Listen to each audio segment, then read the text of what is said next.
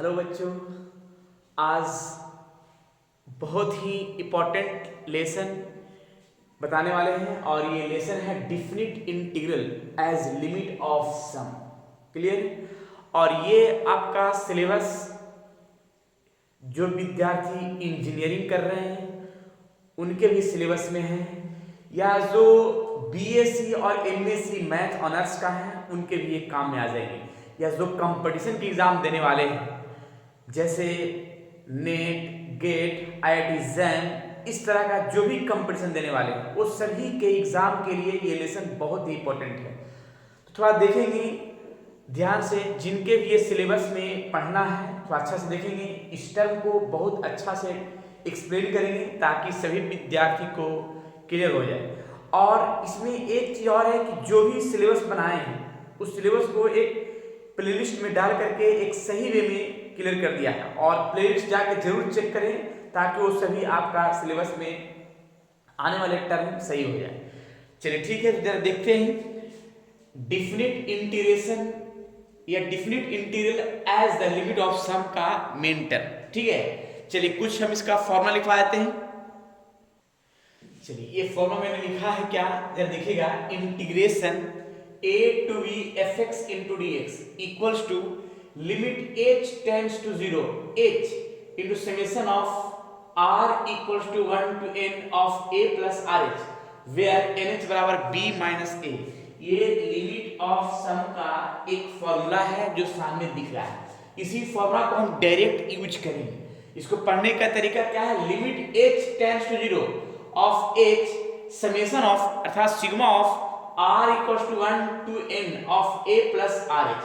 अब इसको देखिएगा, इसमें कुछ यूज होने वाला कुछ फॉर्मूला है, जो फॉर्मूला को हम लिस्ट बना के हम सेट कर दे रहे हैं ताकि यूज होने में कोई दिक्कत ना हो सके।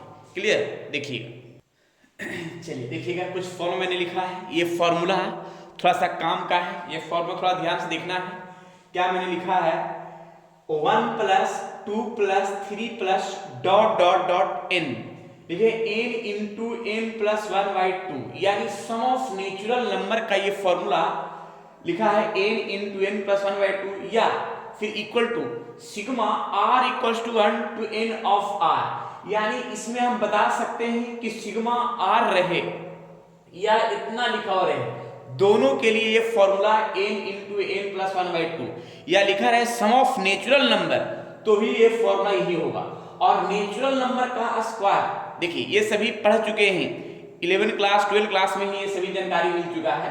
1 का स्क्वायर, 2 का स्क्वायर, 3 का स्क्वायर, डॉट डॉट n का स्क्वायर, यानी सम ऑफ नेचुरल नंबर का स्क्वायर का फॉर्मूला है n into n plus 1 to n plus 1/6 sigma r equals to 1 to n of r square. ये नेचुरल नंबर का square का ये फॉर्मूला हो गया, चाहे तो ये रहे या तो ये रहे, दोनों के लिए ये फॉर्मूला हो गया। फिर देखिए q के लिए formula n into n plus 1/2 का होल स्क्वायर, या सिग्मा r क्यू रहे तो यही फॉर्मूला होगा। क्लियर? यानी एपी के लिए टर्म दिख रहा है, ये जो एपी का फॉर्म रहेगा उसके लिए फॉर्म हम सेट कर सकते हैं। क्लियर है? अब थोड़ा सा हम जीपी के लिए फॉर्म, ये तो जब सम ऑफ नेचुरल नंबर रहे तो इसके लिए फॉर्मूला नेचुरल नंबर का स्क्वायर रहे और नेचुरल नंबर का क्यू का सम रहे, ये सामने मैंने लिख दिया। अब इसके बाद हम आगे और भी फॉर्मूला लिखवाते हैं, लिस्ट उसका। देखिए कुछ सम ऑफ जीपी के लिए नेचुरल नंबर का जीपी के लिए फॉर्मूला क्या होता है, सम ऑफ n टर्म के लिए a इंटू आर के power n minus 1 upon r minus 1। कब ये सम ऑफ n टर्म होगा जीपी के लिए, जब कॉमन रेशियो 1 से क्या हो, बड़ा हो तो r पहले हो जाएगा, और जब कॉमन रेशियो 1 से क्या हो, छोटा हो तो ये वाला फॉर्मूला सेट करेंगे। हालांकि दोनों जीपी का ही फॉर्मूला है सम ऑफ n टर्म के लिए, लेकिन ये ध्यान रखना है कि 1 से बड़ा रहने पर कॉमन रेशियो ये फॉर्मूला, 1 छोटा रहने पर ये फॉर्मूला। आर इन जीपी के लिए, ये आर इन एपी के लिए टोटल टर्म है, यानी टोटल टर्म है एपी का फॉर्म का, यानी लिख दे रहे हैं एपी का फॉर्म का कंडीशन, एपी के लिए फॉर्म बनेगा। क्लियर है? ये है जीपी के लिए। थोड़ा सा और फॉर्मूला देख लेते हैं एक, देखिए ये भी एक 5 नंबर लास्ट फॉर्मूला है, limit h tends to 0 e के power h minus 1 upon h, इसका डायरेक्ट लिमिट 1 होता है। याद रखिएगा, लिमिट जब पढ़े होंगे तो उसमें भी ये काम आया होगा। ठीक है। और भी हम एक फॉर्म के रूप में हम जानकारी देते हैं, जरा देखिएगा 6 नंबर में कि अगर सिग्मा 1 रहे, सिग्मा अगर 1 रहे तो इसका डायरेक्ट वैल्यू लिख सकते हैं हम n। अगर सिग्मा 2 रहे तो डायरेक्ट लिख सकते हैं 2n। सिग्मा 3 रहे तो डायरेक्ट लिख 3, यानी जो भी फॉर्म रहे उस फॉर्म को हम डायरेक्ट टर्म सेट कर सकते हैं।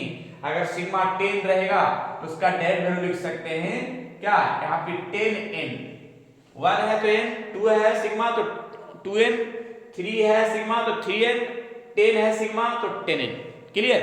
तो इस तरह से कुछ फॉर्मूला है जो फॉर्मूला यूज होगा तुम्हारे क्वेश्चन बनाने में। क्लियर है, याद रखिएगा मेन फॉर्मूला ये है, integration a to v fx into dx limit h tends to 0 h summation of r equals to 1 to n of a plus rh where nh बराबर b माइनस h, यानी nh बराबर b minus a। यहाँ rh लिखा हुआ है, यहाँ nh लिखा हुआ है, तो nh का वैल्यू हमको निकालना होगा b माइनस a। ये हो गया अपर लिमिट और ये हो गया लोअर लिमिट। क्लियर है। चलिए अब इस पर जरा हम क्वेश्चन दिखाते तो ज्यादा बढ़िया होगा, क्लियर भी हो जाएगा। नेक्स्ट क्वेश्चन चलते हैं, चलिए नोट कर लेंगे उसका क्वेश्चन चलते हैं।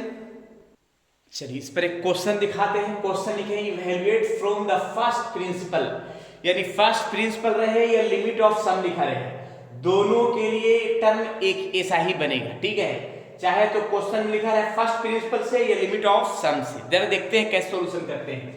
सबसे पहले तो ये हो गया लोअर लिमिट, जिसका नाम हम a बराबर लिख सकते हैं 0, और अपर लिमिट जो b बराबर 1 हुआ, और nh बराबर जो मैंने यहाँ लिखा हुआ है nh बराबर b माइनस a, यानी यहाँ 1 माइनस 0 यहाँ पे आ जाएगा 1। देखिए कैसे सॉल्यूशन करते हैं बाय फर्स्ट प्रिंसिपल अर्थात लिमिट ऑफ सम से। जरा ध्यान देखिएगा, इंटीग्रेशन 0 to 1 x के पावर 3 into dx। हालांकि अगर डायरेक्ट बनाना चाहेंगे तो x के पावर 3 का इंटीग्रेशन x के पावर 4/4 डायरेक्ट सॉल्यूशन कर सकते हैं। ठीक है, लेकिन जब भी लिख दिया जाए लिमिट ऑफ सम के माध्यम से तो फिर जो है ना इसको डायरेक्ट सॉल्यूशन नहीं, फिर हमको पूरा टर्म कंडीशन बनाना होगा इसके माध्यम से। कैसे बनाएंगे जरा देखिएगा। First of all let fx equals to x cube और x के स्थान पर पुट करेंगे a प्लस rh। x के स्थान पर a प्लस rh, x के स्थान पर a प्लस rh जो दिख रहा है ना, यही इसी को पुट करना है। x के स्थान पर a प्लस rh और पावर में 3 है तो 3, a का वैल्यू कितना दिया हुआ है 0 और rh के पावर 3 जिसको लिख सकते हैं rq और hq। क्लियर है, f a प्लस rh। अब इसके बाद जरा देखते हैं, इसके बाद क्या है बाय फॉर्मूला। फॉर्मूला क्या है बाय फॉर्मूला, फॉर्मूला जरा देखिएगा integration a to v fx dx।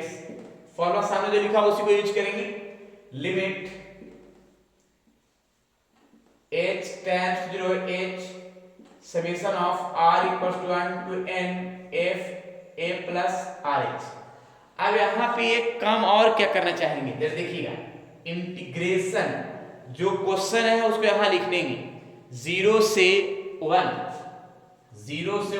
x के power 3 into dx limit h tends to 0 h summation of r equals to 1 to n f a plus rh। f a plus rh का value सामने दिया हुआ है rq और hq। Clear है, solution हम side में कर देते हैं। देखिएगा साइड में सॉल्यूशन क्या करते हैं, थोड़ा ध्यान से देखना और समझना है, पूरी तरीका से प्रयास से समझाने का तो क्लियर हो ही जाएगा। देखिए इस फॉर्म को हम लिखते हैं क्या, लिमिट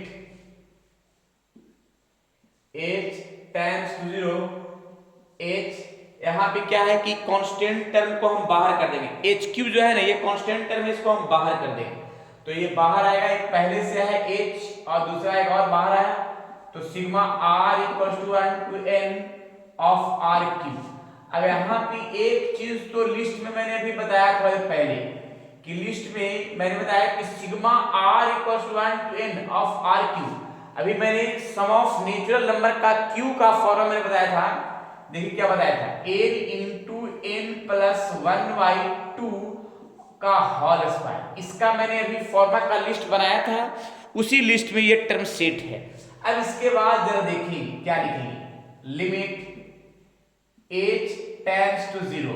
अब यहाँ पे एक चीज सोचने वाली बात है कि h के पावर जो 4 है इसको हम अंदर दो पार्ट में कर देंगे। कैसे, nh और यहाँ nh प्लस h और डिवाइड में यहाँ पे 2 पावर में क्या है 2। देखिए अब यहाँ पे बाहर में तो मेरा 4 था, लेकिन जब अंदर गया तो मेरा 2 ही टर्म में गया। जरा देखिए समझाते इसको पूरा कहानी कैसे।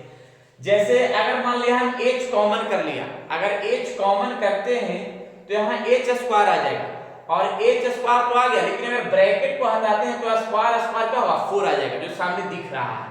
क्लियर, यानी इस फॉर्म को कॉमन करेंगे h तो h स्क्वायर हो गया, लेकिन जब ब्रैकेट हटाएंगे तो यही स्क्वायर h स्क्वायर पर आएगा, तो स्क्वायर स्क्वायर क्या आ जाएगा 4, जो सामने दिख रहा है। यानी इसको मैंने अंदर कर दिया इस फॉर्म पे। अब यहाँ पे अंदर मैंने इसलिए किया है, देखिए यहाँ पे कुछ टर्म और कंडीशन बनेगा, इसलिए मैंने किया लिमिट h टेंड्स टू 0। अब nh का वैल्यू मैंने निकाल चुके हैं। nh की वैल्यू देखिए, वैल्यू कितना है, nh की वैल्यू 1 है, तो जहां जहां nh है वहां 1 पुट करना, 1 प्लस h बाई 2 के पावर में क्या हो गया 2। अब एक चीज ध्यान में रखना, क्या है जरा सुनिएगा, ध्यान में ये रखना है कि जब लिमिट का फंक्शन छोटा हो जाए तो लिमिट का डायरेक्ट वैल्यू पुट करते हैं। जैसे अब लिमिट में इसमें अब कुछ करने की जरूरत नहीं है, लिमिट फंक्शन छोटा हो चुका है, तो h का वैल्यू जब 0 हम अप्रोक्स पुट करेंगे तो मेरा क्या टर्म आएगा 1 into 1 plus 0 by 2 के पावर में मेरा कितना हो जाएगा 2 आ जाएगा। अब इसका सॉल्यूशन का कहानी बनेगा, सॉल्यूशन क्या बन जाएगा कि 1 into 1 और 2 into 2 का पावर 4, यानी इसका कंप्लीट आंसर 1/4 आएगा, जो कंप्लीट आंसर दिख रहा है। क्लियर, तो अगर हम इसका हम पूछे इंटीग्रेशन 0 से 1 x के पावर 3 into dx, तो इसको देखिए आंसर आया 1/4, किसके द्वारा, फर्स्ट प्रिंसिपल से, जिसको बोल सकते हैं लिमिट ऑफ सम। अगर डायरेक्ट भी हम बनाएंगे तो आंसर 1/4 ही आएगा, लेकिन अगर लिख दिया जाए बाय फर्स्ट प्रिंसिपल या तो लिमिट ऑफ सम, दोनों को लिख दिया जाए तो हम इस तरह से बनाएंगे। नहीं लिखेगा तो फिर हम डायरेक्ट बनाएंगे x के पावर 3 का इंटीग्रेशन x के पावर 4/4 से। क्लियर है, चलिए इसको नोट कर लीजिए। अब नेक्स्ट थ्योरी देते हैं, नेक्स्ट क्वेश्चन देते हैं इस पर। और चलिए नेक्स्ट क्वेश्चन, चलिए अब जरा एक्सपोनेंशियल फंक्शन का लिमिट ऑफ सम के द्वारा बनाने के लिए क्वेश्चन कहा जाए, जिसको फर्स्ट प्रिंसिपल बोल सकते हैं, तो कैसे बनाएंगे इसके बारे में थोड़ा सा देख लेते हैं। इंटीग्रेशन 0 to 1 e के power x into dx। First of all lower limit मेरा 0 और अपर लिमिट मेरा 1, जिसको लिख सकते हैं nh बराबर b माइनस a। b मेरा हो गया 1 और a हो गया 0 इक्वल टू 1 लिख सकते हैं। अब फंक्शन के रूप में fx बराबर मान लेते हैं, लेट e के पावर x, fx बराबर e के पावर x। अब यहाँ पे x के स्थान पे a प्लस rh लिखते हैं, x के स्थान पर a प्लस rh, e के पावर a प्लस rh। अब यहाँ a का जो वैल्यू है मेरा क्या है 0 है, 0 rh, यानी लिख सकते हैं e के पावर rh, जो सामने दिख गया। अब आते हैं इसका मेन फॉर्मूला पर। फॉर्मूला जो सामने दिख रहा है, मिटा नहीं है, उस फॉर्मूला की ओर चलते हैं। बाय फॉर्मूला, फॉर्मूला लिखा हुआ है integration 0 a to b fx dx और limit h tan to 0 h summation of r equals to 1 to n of a plus rh। अब यहाँ पे हम एक काम और क्या करते हैं, देखिए यहाँ पे तो क्वेश्चन लिखना हुआ है इंटीग्रेशन 0 to 1 e के power x dx limit h tends to 0 h summation of r equals to 1 to n f a plus rh, और f a plus rh दिख रहा है e के पावर rh, जो सामने दिख गया। अब इसका हम सॉल्यूशन करेंगे एक कंप्लीट थ्योरी के माध्यम से, ठीक है, जरा देखिएगा। सबसे पहले first of all limit h tends to 0 h। अब यहां पे देखिए r का जो वैल्यू है यहाँ पे हम क्या पुट करेंगे, 1 पुट करेंगे, 2 पुट करेंगे, 3 पुट करेंगे, 4 पुट करेंगे और सब सिग्मा यानी प्लस के फॉर्म में करेंगे। क्लियर? तो देखते हैं कैसे आता है। और h ऐसा ही मेरा फिक्स रह जाएगा, तो r को हम 1 पुट करते हैं तो h रह जाएगा प्लस, अब 2 पुट करेंगे तो 2h, क्योंकि सिग्मा है तो प्लस तो लिखना ही पड़ेगा। 3 पुट किया 3h dot dot dot, n put किया तो nh, यानी देखिए इस तरह से मेरा टर्म तैयार हुआ। इसका जब वैल्यू पुट करेंगे तब r का वैल्यू मैंने पुट किया 1 2 3, देखिए इस तरह से टर्म तैयार हुआ। अब ये जो फॉर्म हुआ इसका तो मैंने कोई फॉर्मूला बताया ही नहीं है कि ये किस फॉर्मूला पर बनेगा, तो इसके लिए हमको कुछ विचार करना पड़ेगा। विचार क्या है कि अगर ये फॉर्म दिख रहा है तो ये फॉर्म तो जाहिर सी बात है कि एपी में होगा नहीं, ये फॉर्म एपी में होगा ही नहीं।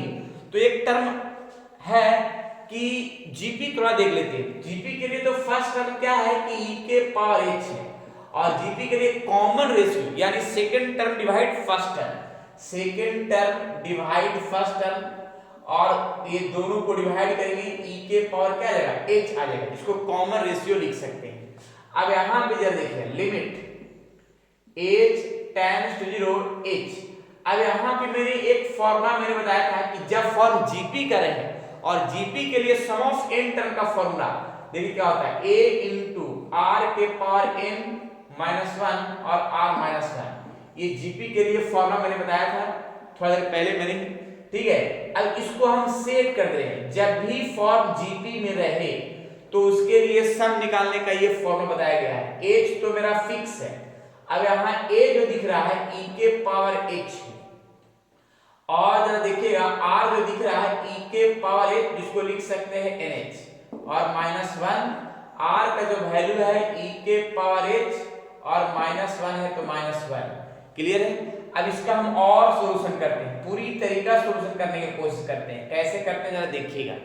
फर्स्ट ऑफ ऑल ये जो h है ना, थोड़ा सा देखिएगा, इस h, इस जो nh लिखा हुआ है माइनस 1 है और e के पावर h से माइनस 1 है, ये जो h दिख रहा है इसको h को सबसे नीचे लाएंगे। देखिए ऐसे, अगर सबसे नीचे है तो सबसे नीचे वाला कहां जाएगा, सबसे ऊपर चला जाएगा, तो पुनः फिर यही आ जाएगा।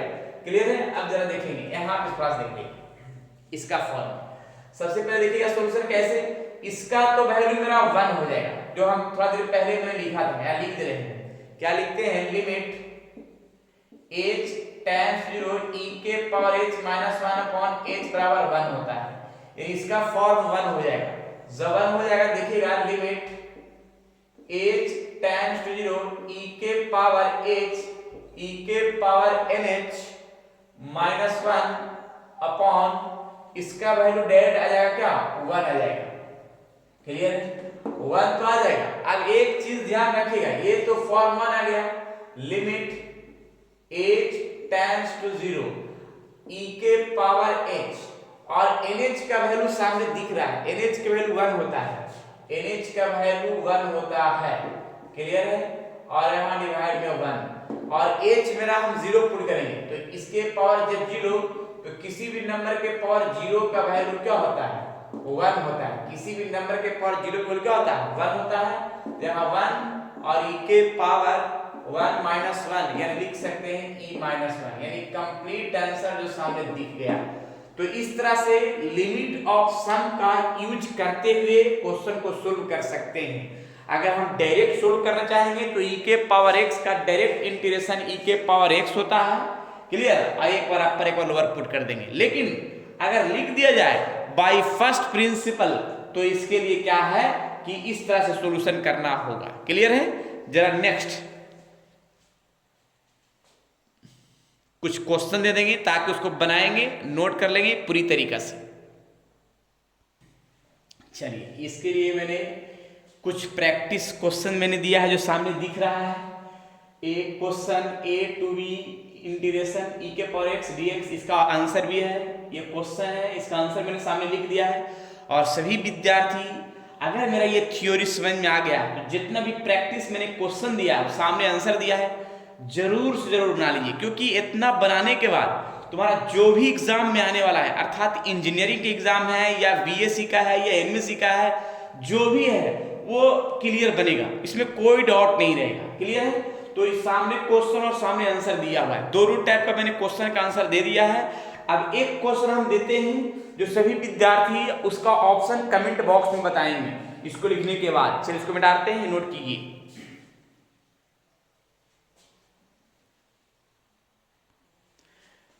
चलिए तो इसी तरह से एक मैंने क्वेश्चन जो ऑब्जेक्टिव क्वेश्चन मैंने दिया है, ये सभी विद्यार्थी कमेंट बॉक्स में जरूर से जरूर इसका आंसर बताना है, ताकि मुझे ये पता चले कि जो मैंने विद्यार्थी को समझाया और थ्योरी जो दिया है वो बेहतरीन तरीका से सीखे और भी जो है ना इसको अच्छे से बताने की जरूरत है।